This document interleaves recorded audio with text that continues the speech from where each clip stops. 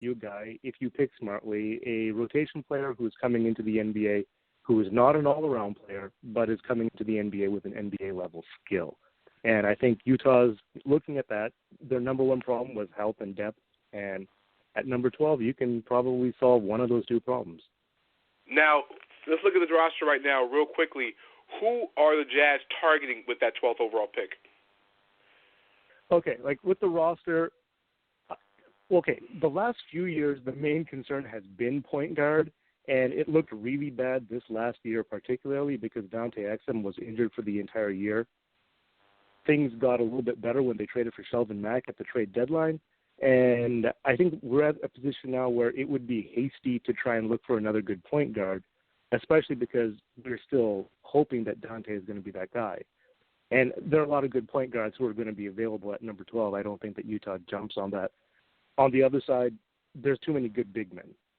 Like they may be losing Trevor Booker this year, who was a good energy guy. He was a good energy guy in Washington. I'm sure you watched him a little bit more on the Eastern Conference. But, beyond Favors and Gobert and I guess now Trey Lyles, there's no space for a big man. So it has to be at the wing. And I think Utah, honestly, if they take a hard look at themselves, they realize that some of their wings were just trash last year. This guy could be playing in the D-League, but somehow he's in the NBA. I hope he's saving his money and getting that per diem locked away somewhere because these guys are not NBA players, and Utah has to replace some of their guys, upgrade that roster spot. So this opinion, do you keep the pick, do you trade the pick here? I'm an idiot. I'm going to keep the pick. Number 12 is fine. Of course, the Utah Jazz are a lot smarter than me, so they're probably going to trade. I've actually heard some chatter that it's not just about trading up. They may just trade down. They've done a fantastic job with how they've scouted all parts of the draft. They've gotten good guys. Rudy Gobert, number 27. They traded back into the draft to get Raul Neto at 46. Sorry, Rudy Gobert was 27. They got Rodney Hood at 23. I think that they will look to find a good guy, someone who's got that Jazz DNA, and it doesn't have to be at number 12. Lastly, before we let you out of here, you said you're going to keep the pick. So if you had to keep the pick, who are you taking at 12? Me, I'm just going to parrot everything that Jay just said. I think wing is going to be where you get a good guy, either Timothé Luwawu, Denzel Valentine, or the Turkish guy, Furkan Korkmaz. Gordon Hayward is going to opt out of his last year of his contract. The guy who best fits what he does is Furkan. I'm not really crazy about him, especially because we don't have enough data. I like the French guy, though. He's long. He plays defense, and Utah seems to really favor that. That's why they got rid of Enes Kanter. There's no D in his name. Luau doesn't have a D in his name, but I think he's got D in his game. Exactly. Another 3-and-D defender. Very, very spectacular. Amar, like I said, you've been on the show before. You got to do this again, and we'll do this probably after the draft. But how does everybody get in contact with you on social media and what you got coming up on the site? Yeah, okay. The site is SLC.com. On Twitter, you can hit me up at SLCDunk, or the personal one where you get all the funny. That's all that Amar. That's ALLTHATAMAR. All I'm going to say, as I said before, Amar is the only guest on this show that I'll be referred to by one name. I don't care if even Kobe comes on the show, Mark. Kobe will not be known as one name. Amar will be known as one name. Amar, thanks for coming on, my friend. We got to do this after the draft because you have to explain to me about what Rudy Gobert can do in the future, because to me he disappointed me this season with the numbers. But you got to convince me otherwise that Rudy Gobert is the guy of the future. No, we'll definitely do it. Thanks for having me on again. Not a problem. We're going to go to break, but before we go to break, we do have our good friend from ESPN Shrewsbury on Talking Milwaukee Bucks. He's been waiting patiently in line. Nick Whalen. Nick, how you doing, my friends? We're doing well, man. Thanks for having me on. Nick, this is Nick's first time on the show, and basically, Nick, you're actually breaking the ice because we haven't had a Bucks person on this entire show since I've been here almost 2 years now. You're the first Bucks person to actually step on this show, so you've now broken the ice, and now you're part of the family. No, this is a huge honor. Exactly. I mean, you should. I'm shocked that you actually came on. Yeah. But, okay, you guys are picking the entire Bucks franchise. Oh, go ahead. The Bucks franchise is one of those things that had to represent it. One of the teams with the most interesting rosters and one of the most interesting coaches in the NBA. Now have another lottery pick to deal with. Are your initial thoughts on where the Bucks end up in the lottery? Were you surprised? Were you expecting something more, or you expect something less? What were your thoughts? Yeah, I mean, being projected at number 10, ending up at number 10, it's hard to say there's any surprise. I mean, I think looking at the lottery overall, this is the first year ever that it's all fallen into place in accordance with the odds, which is pretty spectacular. Obviously, it didn't work out in Milwaukee's favor. It didn't really work out in Philly's favor. But I think, unless you're the Sixers or the Lakers, you can't be too thrilled with how things turned out. But, I mean, at number 10 overall, you're still going to have a chance to add a guy who can come in and certainly be a contributor as a rookie. Now, most teams have a target when you're looking at their roster, but Jason Kidd basically cares less about targets because he cares less about positions. So who do you think the Bucks are targeting at 10? That's a good question. I think Jason Kidd's quote on SiriusXM right before the lottery tonight was, "We're looking for a basketball player." So, I mean, that's certainly a good sign. I mean, they're not going to be drafting a hockey player or a baseball player. But, to me, I think at 10 it's hard to target. When you're in those first 5 or 6 picks, you can kind of take a look and say, all right, we know Philly likes this guy. We know LA likes this guy. We know Boston likes this guy. At number 10, you don't know. I mean, you don't know. I think looking at last year's draft, for example, I don't think the Heat thought Justice Winslow was going to be there at number 10. So, ideally somebody like Justice Winslow, somebody of that caliber, a Chris Dunn, Jamal Murray would fall for some reason. I mean, it's hard to see that happening right now. I think most of the projections that I've seen have been a big man, Jakob Poeltl, Deontay Davis, guys like that, which I don't know if that's necessarily a need, but the Bucks have needs all over. I think the biggest need is shooting. So that's something they need to address, whether it's a guard, whether it's a wing, or whether it's a stretch four type of player. You mentioned shooting. For a team that drafted Rashad Vaughn in the first round last year, it seemed like they thought that shooting was fixed. Now, you, in this situation, look at point guard. For some reason that Giannis is going to be playing point guard this year, next year. In this case, do the Bucks, a team that I thought was going to make the playoffs, I think a lot of people did, do they keep this pick or do they move it?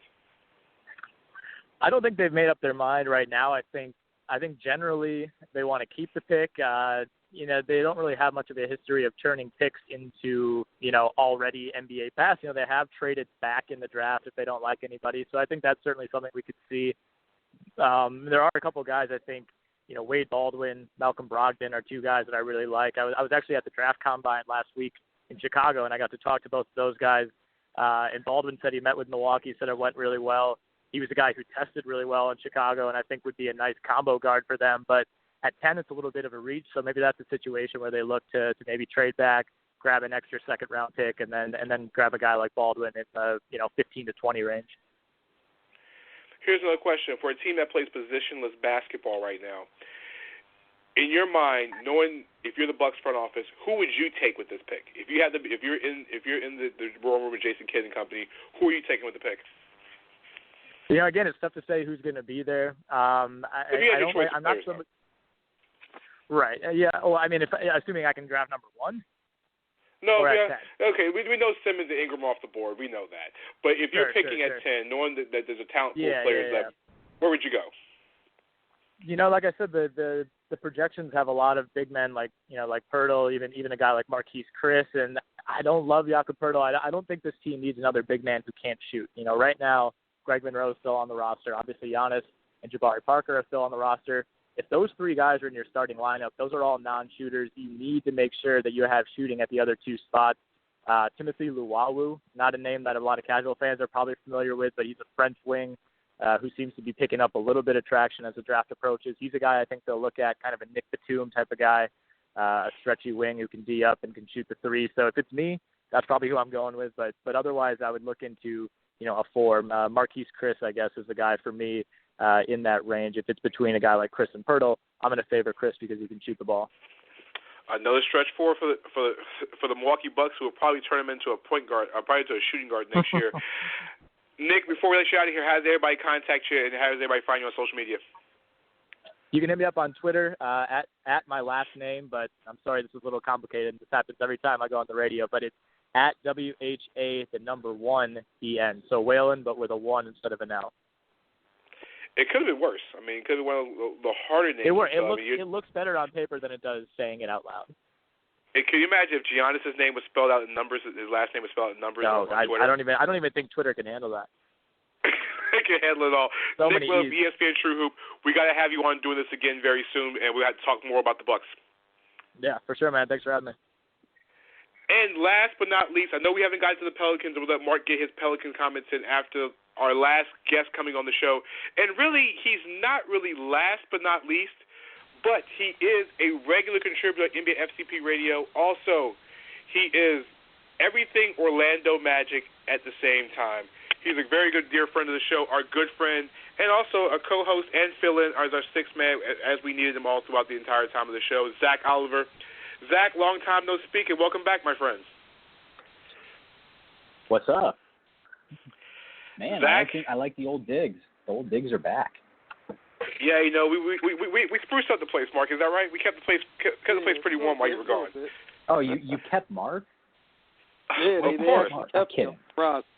Oh, so you got rid of Paul? Paul's on a little bit of a break right now, so he's got some things. He's handling some business, so you know he's taking care of things he had to handle. So you're turning into James Harden, and he's Dwight, and you're pushing him out. Nobody's pushed out, but what it is no, I figured it out. You two are both trying to get Marc traded. That's what it is. No, we want Marc's loyalty to still stay in Philly, but Zach, I know the Magic have been trying to move. The Magic have been moving parts for the last month or so. Skiles is gone. Rob Hennigan looked real crazy on television, and the Magic are picking 11th in the draft. Were your thoughts exactly the same where the Magic were picking? Were you hoping for something different? Were you expecting something worse? What were your initial thoughts on the team where they are in the draft? I was just trying to figure out what team was going to trade for the pick, more so than anything. If the Magic have that pick come June 23rd, I will be shocked. I don't think that they should keep it. I think that they could get somebody who could be decent there, but they can't afford to select another 2 to 4 year project player when they need to go and show tangible improvement and actually make the playoffs next year. Now, you did say that in your opinion this team will not keep this pick. Now, here's a question for you. If they did decide to keep the pick and Rob Hennigan and company and Alex Barnes decided to keep the pick, who are some of the guys that you're looking at 11 that they should go after, that should still be there if they keep the pick? Yeah, I think somebody like a Scalabissier, if he doesn't keep moving up draft boards, would be good for them there. I know he's going to be a project, but he would come in and be able to fill some needs. Same thing with Deontay Davis from Michigan State. He's a guy who has the potential to be a really good defensive big man, and again, he's a project, but that could be good. I think those will probably be my top 2 guys. Maybe Jakob Poeltl from Utah, but I'm a little bit lower on him than I would be on the other 2. Even Henry Ellison from Marquette wouldn't be bad. But again, I don't see how they can keep that pick. Now, basically, you're saying they shouldn't keep the pick, and the Magic are a team that's in a huge transition. Now, in this situation, if you're trying to move the pick, do you move out of the first round, or do you try to move up with the players you have on the roster? It really depends on what is available for you. I mean, if you can move up and get somebody, then that's great. If you can move up, I mean, I think you probably have to move up, into the top 5 to really make an impact, unless you can move into the Buddy Hield range, which is a question mark right now, because I mean, he could go 3, he could go 8. I think they would probably have to be moving up to get somebody like a Dragan Bender for it to really make sense. I think the deal that is probably something to watch is, and I don't know if Chicago's actually going to move on from him, but if Chicago does decide to move Jimmy Butler, I think the Magic are going to go pretty hard for him. They can offer the likes of Nikola Vucevic, Victor Oladipo, and that first, which I think would be really enticing to the Bulls team, which at this point is probably looking at going into a rebuild of their own. So I think that's something that the Magic could really look to do. Obviously, DeMarcus Cousins isn't going to be available. The Kings can't trade him, so there's no